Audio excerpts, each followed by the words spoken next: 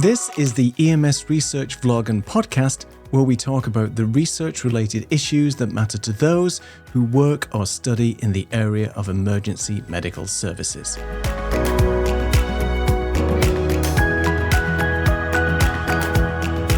Your host is Bram Duffy, who is a paramedic and communications professor. Welcome to this show. Today, we're talking about something that might sound a little formal, but it's incredibly important for all of us in EMS, and that's research ethics. I will say that we think about ethics approval because to get a piece of research put into a journal or to present at a conference, those are areas that are going to require you to have gone through this institutional review board process. Before these processes happened, there were unethical things that happened in research. You can think back to the Tuskegee Project, that you can think about all of the horrific things that have happened during war and research. And so we want trust to be paramount in the research that we do so that what we put out and what we deliver as a final product can be trusted. So it makes it part of what we do as trustworthy professionals. And there are real reasons why this is part of the process now. You know, the IRB process applies to educational research also. And as educators, we a lot of times have access to student grades and performance data. I know that as a teacher, I can easily just run reports through the system that the university has for me to see what's going on in my class, if students are doing well on average or different kinds of things. But using that data for your own study creates a conflict of interest. And also, if you are asking them to participate in your research, they might feel pressured to participate. So it's one thing to look at the information that you have so that you can improve your own teaching for yourself. And it's another thing to take that and use that as a part of a different, wider research topic. So an ethics review provides an independent check. And what that does is ensures that the study that you're trying to do is fair and it doesn't disadvantage anyone. There's was an article in Pre-Hospital and Disaster Medicine that discusses these aspects of research, and it caught my eye, written by Dr. Jeffrey Franc, who is here with us today to talk more. And so I want to say, Dr. Franc, welcome to the show. And please, can you tell the audience just more about yourself and your background in your research? So thank you very much, Bram. It's really a pleasure to be on the show with you, and thanks for having me. My background is I'm an emergency physician at the University of Alberta in Edmonton, Alberta, Canada, and I'm the research director for the Department of Emergency Medicine. I have a master's degree in statistics from the Rochester Institute of Technology and a master's degree in disaster medicine from the UPO in Novara, Italy. I am visiting professor in disaster medicine at UPO and adjunct faculty at the Harvard BIDMC Fellowship in Disaster Medicine. I'm also the editor-in-chief at Pre-Hospital and Disaster Medicine.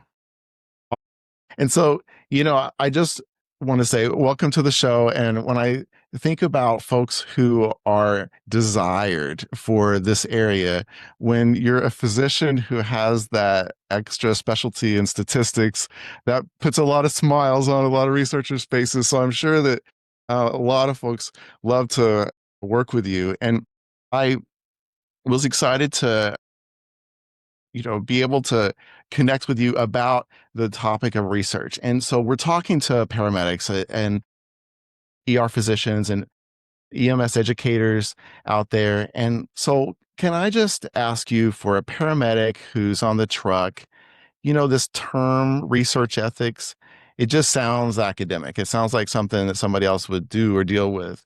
So, can you help define that in sort of a more practical way for them? Yeah, absolutely. No, I think I have to say, I had this same fear when I was like in medical school and we started doing our first research projects. And they're like, you'll need IRB approval. And it felt like this sentence of hard labor that you were never going to be able to get over this. But Yes. it's interesting. I think what I've discovered is that like ethics approval, it's not a speeding ticket, it's a driver's license. It's not a penalty for doing something wrong.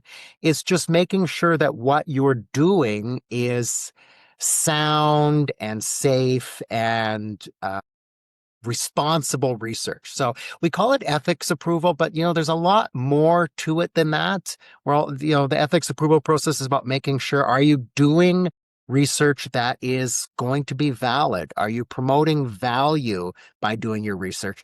And are, of course, we protecting the people who are the participants in the research? Yeah, and the words that I've always heard that were the same are institutional review board and then also human subjects committee. So I guess it depends on the institution that hosts that, what they call it, but they're the same thing. And so, what kind of everyday practices might a paramedic go through where they have to actually consider the human participant part of the research? So at pre-hospital disaster medicine, we publish lots of studies in pre-hospital medicine. And it can be like from all levels, right? Right from ground, I'm working with the patient's research, looking at how does the trauma score at pre-hospital arrival, when pre-hospital EMS providers arrive at the site, at the scene, how does the trauma score of that patient compare to their eventual outcome? We can get things like, is there a difference between whether we choose to intubate the patient or we choose to use a laryngeal mask airway?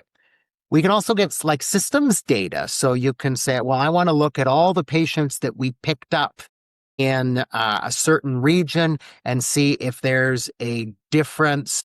If we see a difference in related to equity, related to social economic status in what illnesses we're seeing the calls out for. And all of those can be subjects of human research data. And then finally, like you talked about, even beyond when you take the patients out of that, still, if we are doing educational studies, these also have their own ethical implications. So there are all kinds of different research types of stuff that we could do, like direct interactions, surveys, also, of course, using records that have already been put out, but are that have already been produced. But when we talk about emergency medicine or disaster medicine, we're talking about something that's happening in the moment, and it feels like you are always a vulnerable audience or a vulnerable research subject. And so it's like I would be horrified if someone, when I was having difficulty breathing, asked me to sign a piece of paper and try to explain this research study and try. It's not going to go. So my whole research career, this has sort of haunted me because I do research on communication studies and how people communicate. So Yeah, I mean, Bram, you give a really good example, right? At some places you can't. I mean, we see there are like dozens, maybe hundreds, but at least dozens of articles published every year on approach to pre-hospital approach to cardiac arrest. Obviously, none of those patients, I'm going to assume none of those patients ever signed a paper that said, yes, I want to be part of your research study, or yes, I consent before you start CPR, I consent to you being part of this study. It can't be done. And, the research ethics boards they're wise to that. They understand clinical research. And of course, they're not going to expect you to have a paper signed for people who cannot. And there are many, many ways to go about that research ethically. There's waiver of consent. There is delayed consent. There's all sorts of mitigation strategies to say that, even if we didn't really get informed consent at the beginning, how can we still protect the participant's identity? The reality is, and again, this is something I discovered a lot just by experience, is your research ethics board, they understand these things. They want to help you produce good research, and they're going to do whatever it takes to help you produce research that's safe for the participant, but also is feasible and provides good scientific evidence. And we are talking about having a board of approval, whether we're doing a psychological study or we're giving a pill to someone or we're looking at someone's behavior, right? All of these kinds of things count.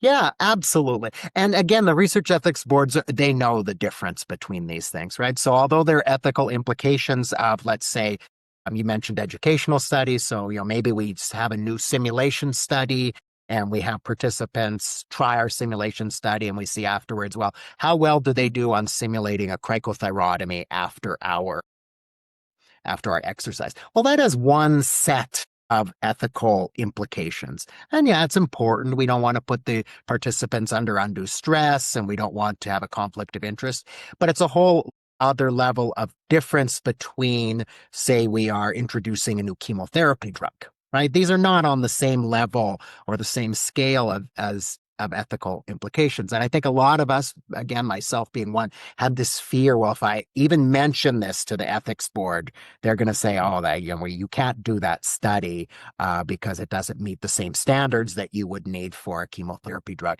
And it doesn't work that way, right? There's certain levels of ethical rigor that are needed, protection that are needed, depending on what the study is. So yes, all those studies need ethics approval, but from behind the scenes, what they're doing at the research ethics board is they don't look at all those studies the same way. They look at them on the risk-benefit ratio.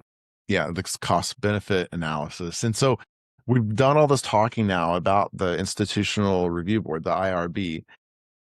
Tell me, who has the power to officially approve a research study? I mean, can a physician medical director or someone in an organization just give a green light? How does this usually work? Yeah, this can be really tricky. So, the number one place that tends to do this is educational institutions, right? So if you are part of a university or you're part of a college, that's going to be your first go-to. It's going to be asked, at the university level, who is the ethics board there?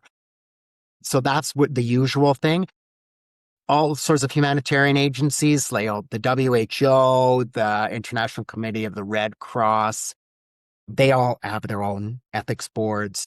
Places like even non-governmental organizations like Médecins Sans Frontières, they will have their own. There are national ethics boards. Lots of countries, their Ministry of Health will have their own ethics boards. And it can be really tricky. It can be really tricky to narrow that down. Often the best way is to ask someone who works in your field, particularly if they work in your institution, where do we go for that? The whole system can seem really cumbersome when you're doing it for the first time. So sometimes it's just asking for help. Where do we go for this? Yeah, having a guide to help you certainly makes a difference. I know that if you go do it privately, it might be as much as $3,000 to have a private situation, or even more money if you have, institutional review boards that are not done under the umbrella of a organization like a university or a hospital. You mentioned the waiver of consent. Tell me more about that. When would it be appropriate for someone who's doing research to not ask for a patient consent? What is that waiver of consent about? So if you're okay, and just take a minute or two and describe some common terms that kind of get mixed up, if that's okay. Just so there's sort of 5 terms that I think really get mixed up all the time, which is, one is what we call a full review. Okay, so that's you go to the institutional review board and they review your paper from beginning till end and give their insights and suggestions and approval. The other expedited reviews. Okay, so expedited reviews often IRBs will have those for simple or kind of common study designs that come up. Like they may have a simplified one for a survey that doesn't involve patients. And they may say, oh, if it's a survey and it doesn't involve patients, maybe you're surveying your coworkers to see how they use certain technology, or you're surveying students, they may have their own expedited reviews. An exemption is sort of the next part down, and people often will mix up exemption and waiver of consent. And I think it's really important to understand that. An exemption is if I go to my institutional review board and I present my study and they say, well, this doesn't really count as human research ethics by our criteria, so we're giving you an exemption. What they'll say is, okay, you can go ahead and do your research because it doesn't have any ethical implications. So that might be, maybe you're doing a research project that is a review of published papers on the use of epinephrine for treatment of anaphylaxis among EMS providers. You're not really doing human research. You're not doing human subjects research because you're actually just amalgamating previously acquired research. So that's an expedited review. Times normally fit it into a full review, you end up in a position where consent just cannot be given.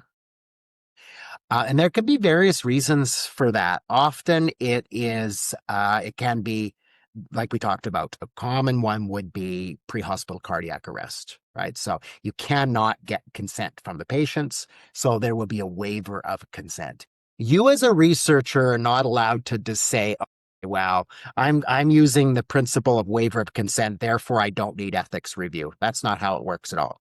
You would say, okay, I cannot find a way that we can reasonably get people to give informed consent beforehand, so I think the study requires a waiver of consent. You would present that to your ethics review board, and the ethics review board would say, yes, we agree that you can use a waiver of consent, and that is part of the approved institutional review. So that's not 5 things. I said 5 things. That was actually 4 things. 4 things that get mixed up. So full review, expedited review, exemption, and waiver of consent. Things that it can sometimes be a little tricky to understand, but it is important as researchers we understand the difference.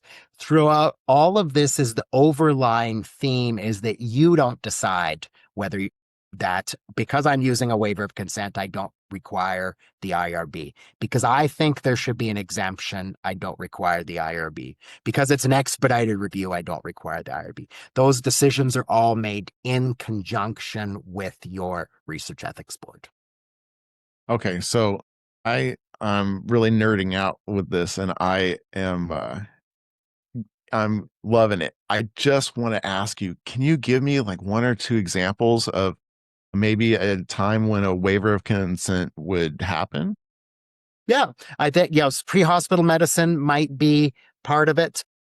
I think that you would say that if you were one of the ones we often see is retrospective chart reviews, right? Uh-huh. So we do a lot of disaster medicine. One of my colleagues went to Haiti on a disaster relief mission that was all clinical. Then afterwards, we reviewed all the charts of the patients that were seen and what illnesses that they had and what treatments they got. Obviously, you can't go, we were not going to go back to Haiti, track down the patients and ask for their consent. Okay. So we were given a waiver of consent from the research ethics board that said, no, you don't need to do that. So retrospective studies often have a waiver of consent associated with them as well. I would assume that if the IRB gets wind or gets suspicious that you had planned on that before you had the information, that it would be a no-go, right? Because it's going to look like you sort of planned to set up that situation to have that data. So yeah, that's a very good question. I actually won't make too much of an assumption on what they will say. I have to say we have very good luck with our ethics review board and being very realistic about those sort of things. I mean, I think even You know, I don't know for sure, but you could imagine even if you decided, yes, I'm going to try to get consent from people to review their charts. I mean, you might not be able to realistically be able to do that in a disaster setting. You know, it would be unrealistic even for someone who's having an anaphylactic reaction to, like you said, not everyone there can be consented right at that moment. So my experience has been that when you're not sure, the way to do that is in conjunction with your research ethics board. A lot of it is, as they say, 99% perspiration, 1% inspiration. Ethics reviews tend to be tedious. There tends to be a lot of, I don't want to say bargaining, but there's a lot of co-development with your research ethics board. And I don't think people should be afraid of that. You know, you're going to come out and you're going to say, I don't think we can get ethics, or I don't think we can get consent for this. So this is what we want to do. You present to your ethics board and they say, well, could you consider doing this to get consent? And it sometimes it works and sometimes it doesn't. But I never really hesitate to present to them what I think is a reasonable approach and wait for their feedback. And then in the end, you sort of almost co-design the study with them, particularly when it involves things that are touchy, like trying to get a waiver of consent. Yeah, so exactly, co-design. And that's why when I am doing a research project, and we start saving different drafts, the draft stage just feels different after you get through the IRB process, because that is really the stamp that says, okay, this is for sure what the plan is. And until you get to that point, there are things that change out. I think that you said it earlier and I smiled about it, because you said it's sort of like getting a driver's license. I think it's one way that you said it, because it's until that point you just can't drive, so that stamp of approval gives you that. Thinking about this just as someone who doesn't do research every day, a common belief out there is that, heck, if I remove patients' names, then I don't have to worry about anything. I don't need that ethics approval. So can you talk about why that's not really correct? Yeah, that's a really common misconception. It has a number of components that sort of, at first you think, well, this has to be, completely fine to do. But then when you kind of back up a little bit and you sort of think, okay, is that really fine to do? And you realize there are some kind of issues. It's very different for me to be able to just go in, even if I'm not going to give everybody's name, should I be allowed to just access the charts and look at all the patients that, let's say, all the patients that had an anaphylactic reaction. Okay, so I want to review all the patients who had anaphylactic reaction in my institution or my agency, and I get a list with everybody's name. Okay, it's like now I'm looking at everybody's name. I might be one person, but that patient probably didn't really expect that everyone was going to read their name. What if it's my neighbor I find out, there's clear invasion of privacy there, even if when I publish it, I don't give that data. Now, it's very rare for research ethics boards to say, no, you can't do the research. Absolutely cannot do the research on anaphylaxis because you might see people's names. They're going to work through ways of minimizing that. Okay, so they're going to say to you, can you get a de-identified data set that doesn't have anybody's name? So even the researchers themselves don't see the names. The statistician doesn't see the names. You just work through all of those places to try to de-identify it. And that is, again, that's good. That's just good research, right? There's no reason why the name should be exposed to any of the research team unless it needs to be. And again, the research ethics boards are really good with that. If you're doing a chart review, it's going to turn out, usually it's impossible in most institutions to review charts without seeing the name, right? It's very difficult.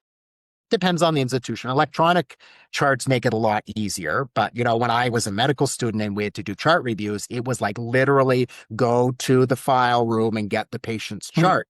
There's no way around that. And then there's a big deal, obviously, also about who's the custodian of the data, who owns the data. And that's a very interesting thing because you may have permission to look at the data for clinical purposes, but that doesn't give you permission to review the data for research purposes, even if it's de-identified. So there's just that what our role is, right? Who's the custodian of the chart? I work in a hospital. I am not the custodian of that chart. The hospital is actually the custodian of the chart. I can write in it for clinical purposes, but it doesn't mean that at the end of the year, I can just review all my patients and see what happened to them and what drugs they got and whether they returned. That is actually not my clinical role. So that's sort of those things that intercept with this de-identification is equal to not needing ethics review. It's just not true.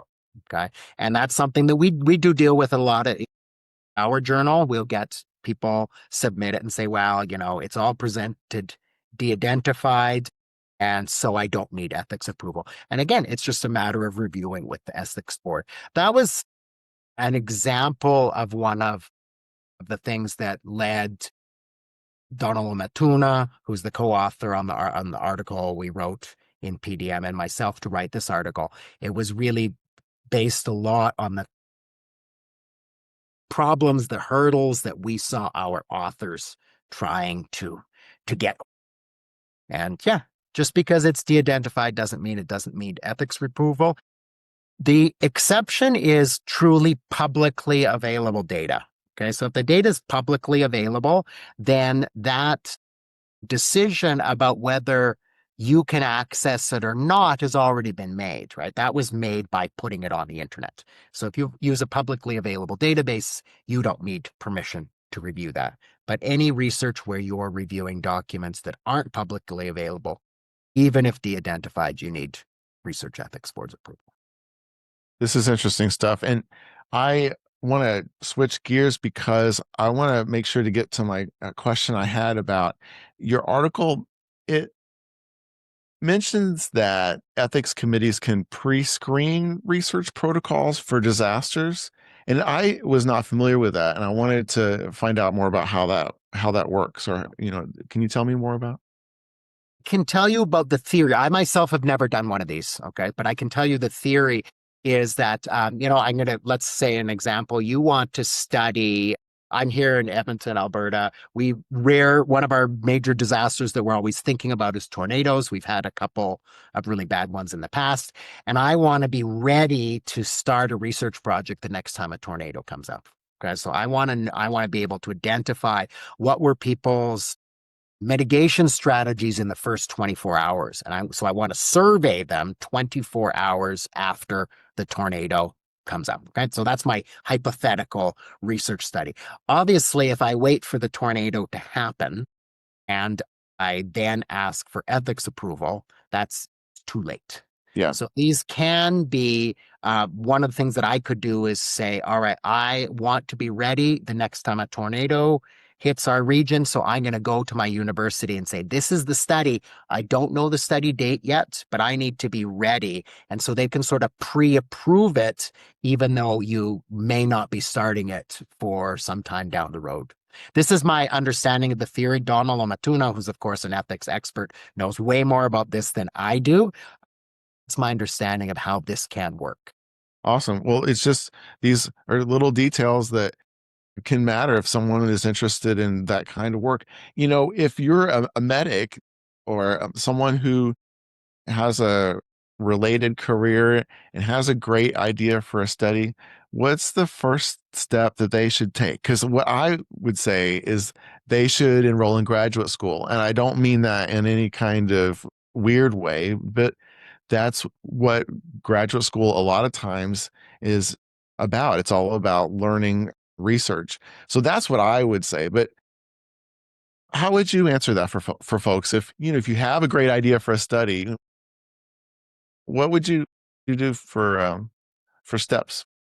Yeah, that's very interesting. I kind of think that what we've seen in the past few decades is the end of the master craftsman, right? So, 50 years ago, it's very interesting. You look at scientific articles written 50 years ago, the vast majority of them would have a single author, actually. One author who did everything. I worked in my lab. I discovered a new chemical. We tried it on some rats. We tried it on some people. I did the statistical analysis, and here's my answer. But I think we're way past that. I mean, I'm a statistician, and my favorite place to work is with people who are strong content experts. Okay. So I don't think that you need to be a statistics expert to be a good clinical researcher. If you work in the EMS sphere and you're interested in, I don't know, how should we treat children with croup when they first get onto an ambulance, right? So that's more controversial would be bronchiolitis. How do we treat bronchiolitis in kids that we pick up in an ambulance? That is an amazing clinical question. And if you have that clinical question and you came to me and said, I'm interested in this clinical question, I work in an EMS agency where we can get this data, we can work with our ethics review board, and you're enlisting my help to assist with the methodology and the analysis, that's the golden spot for me. I love working in that space. So I don't think that you necessarily need to go to school and become a statistician or a methodologist to do research. More important, I think, is having a keen sense of what's important and what isn't important from a clinical point of view. Because all of the best research papers have, to me, anyways, have a strong clinical value proposition in the sense that this paper in pre-hospital medicine is important because it will change patient care at this level. And, I have a statistics degree and I'm an emergency physician, but I don't work on a rig right in that patient content. So I actually am not an expert in that area. So graduate school is a great place if you want to learn statistics and you want to learn methodology, but I don't think it's a requirement anymore that you need to have that to be a good researcher. I love it. So if you have a problem that you're ready to solve, then you just need to find your team of people to go solve it. And I think that's fun because it helps you be able to find your own camp from going thereafter. And so after you publish something, then I don't know how it is, the right word is, but after you publish something, you get referred, and before you know it, you have sort of like followers. It's like a social media thing. And what I mean by that is that everybody who cites your research after you have an opportunity to go in and check out. And that's fun because then you are finding people that read your stuff, and then you read their stuff. And this is all about that whole standing on the shoulders of giants, right? And so after you just do your first publishable research project, that's sort of the door open for a lot of folks because those followers come because they're all in that same camp. So I love talking to you about this because this was a very succinct conversation about the nuts and bolts, and you were the perfect person to be here with me for it. So, Dr. Franc, thank you so much for being here. Do you have any final words before we check out? No, I really appreciated the chance to present, to be here with you. For any of your viewers who are interested, the article that Donald and I wrote is an article aimed at researchers. It is not aimed at ethicists. It's not aimed at statisticians. It's really there to try to make this more approachable.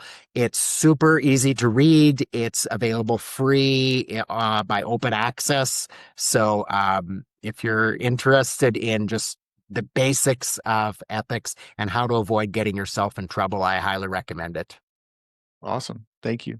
Like many of you, I'm also an EMS instructor, so I know what it's like to have topics that are important to cover but are not actually in your curriculum.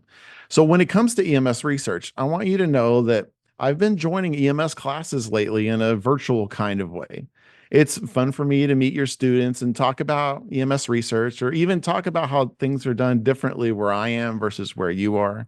So, if you're an EMS instructor like me and you want to give your students a flair of what EMS research is all about, just fill out the inquiry form on my website at professorbram.com. This is professorbram.com, and I'll be in touch. I want to also invite you to check out my latest book. I co-authored it with 4 Arrows, who has 2 doctorates and is an expert on indigenous scholarship and hypnosis. We've got to look at each individual patient as a human being who is in need. And we've got to know that when we're in need, we do look to others, no matter how self-reliant we are. If we are in a situation that we've never encountered before, that self-reliance begins to seek, is there anyone that can help me with this situation? I mean, you've used a pretty drastic example with the arm cut off, but I don't care how much skill you have. There's very few people who would be able to not say, "Oh my gosh, I need help," and then all of a sudden someone shows up with a badge. Yeah, and Right. you think, well, maybe this is someone that can help. Well, you said that, and I said that during the first hour of trauma, people are essentially in a state of what we now know is hypnosis state. I want to invite you to check it out because we introduce a method for communicating with patients on the scene of the emergency that takes advantage of some of the properties found in hypnosis. The book works to change the way we approach and interact with any emergency patient who's in acute distress, and it can help you be a better practitioner. The book is called Hypnotic Communication in Emergency Medical Settings for Life-Saving and Therapeutic Outcomes. Follow a link there below to find it, or you could get it almost anywhere books are sold. And if you contact me, I would be happy to mail you an autograph sticker designed to be put into the jacket cover. Hi, I'm Will Chaplot from the International Pre-Hospital Medicine Institute. You might know about us because of the literature reviews that we post every month free for you to review on our website at iphmi.com and also published through GEMS Online magazine every month. We've been doing them for 5 years, so now we've accumulated over 240 literature reviews over the past 5 years. And we've gotten feedback from our audience that said they'd like to have these things as desk references, so they'd had a rapid reference. Well, we've done it. And there are now 5 volumes of these books, one for each year that we've been publishing them. This is the latest version, volume 5. And as I said, in each of these, there's at least 48 literature reviews. They're all cataloged in the beginning of the book, so you can see what the topic area is, what pages those reviews are on, and how you can find them quickly.